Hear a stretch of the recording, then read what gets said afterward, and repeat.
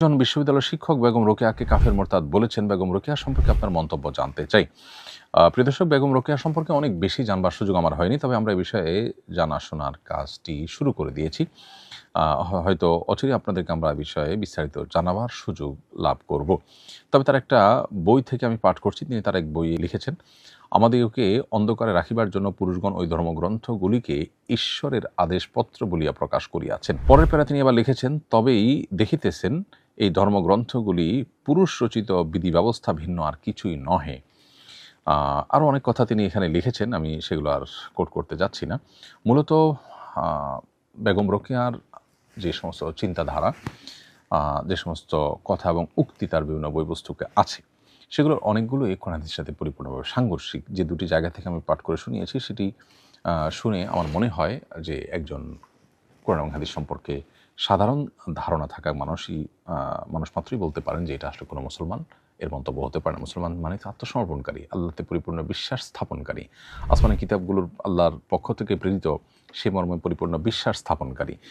তিনি তার এই দ্বিতীয় পারার একটা পর্যায়ে বলেছেন যে মুনিদের বিধানে যে কথা শুনিতে পান, কোন স্ত্রী মুনির বিধানে হয়তো তাহার বিপরীত নিয়ম দেখিতে পাইতেন, কিন্তু স্ত্রী লোকদের সেরূপ যোগ্যতা কই যে মুনি ঋষি হইতে পারিতেন। যাহা হোক, ধর্মগ্রন্থসমূহ ঈশ্বর প্রেরিত কিনা তাহা কেহই নিশ্চিত বলিতে পারেন না।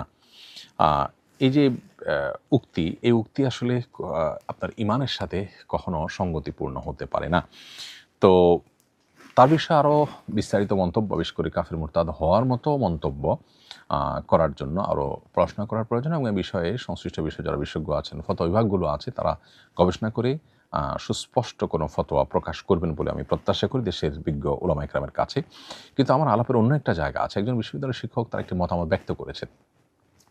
একটি মতামত ব্যক্ত করার পর তার ব্যাপারে যে পরিমাণ নেগেটিভ মন্তব্য এবং তাকে যে পরিমাণ কোণঠাসা করা হচ্ছে, আমরা প্রায় সময় দেখি যে এর বিপরীতে, অর্থাৎ কোনো ধর্মীয় ব্যক্তিত্ব সম্পর্কে এরকম নেগেটিভ কোনো মন্তব্য যদি কেউ করেন, তাহলে সেক্ষেত্রে সেখানে আমাদের এই তথাকথিত সুশীলদেরকে দেখা যায় তারা মত প্রকাশের স্বাধীনতা হিসাবে সেটাকে দেখবার চেষ্টা করেন।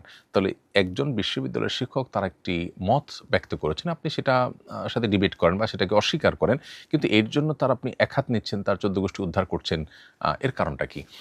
একটা সমাজে যদি কোনো আলেম সম্পর্কে বাজে মন্তব্য করলে সেটা কোনো দোষণীয় বিষয় না হয়, তাহলে এখানে একজন নারী যিনি সমাজ নিয়ে হয়তো ভাবতেন, তার ভাবনাগুলোর কতটা সঠিক কতটা বেঠিক সেটার উপরে কেউ একজন মূল্যায়ন করলেন বা তার মূল্যায়ন নিজস্ব মতামত তিনি প্রকাশ করলেন, কেন তার 14 গোষ্ঠী উদ্ধার করতে নামতে হবে? মূলত আমাদের শিক্ষাঙ্গনগুলো, বিশেষ করে বিশ্ববিদ্যালয়গুলো, এগুলোতে ইসলামোফোবিয়া এইভাবে প্রতিষ্ঠিত হয়েছে যে ধর্মপ্রাণ মানুষদের বুকের উপরে বসে তাদের টাকায় চলে এই প্রতিষ্ঠানগুলো ধর্মহীনতার চর্চা করছে এবং ধর্ম বিরোধী পরিবেশ সেখানে প্রতিষ্ঠা করছে, যেটা খুবই দুর্ভাগ্যজনক বাস্তবতা।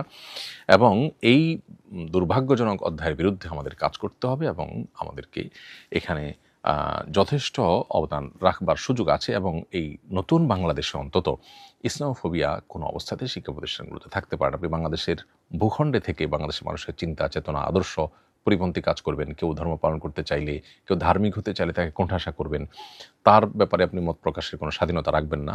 এই অবিচার কখনো মেনে নেওয়া যায় না। বিধায় এই শিক্ষক, যার ব্যাপারে এখন আপনার অনেক বেশি নেগেটিভ মন্তব্য এক শ্রেণীর মানুষ করছেন আমরা দেখছি, আমাদের উচিত তার পাশে দাঁড়ানো এবং তার ব্যাপারে কোনো প্রকার অবিচার হলে সেটার বিরুদ্ধে প্রতিবাদ জানানো এবং তার সহযোগিতা করা, এই ব্যক্তির সহযোগিতা করা এবং তার এই মত প্রকাশের স্বাধীনতার পক্ষে কথা বলা, এটা আমাদের কর্তব্যের অংশ।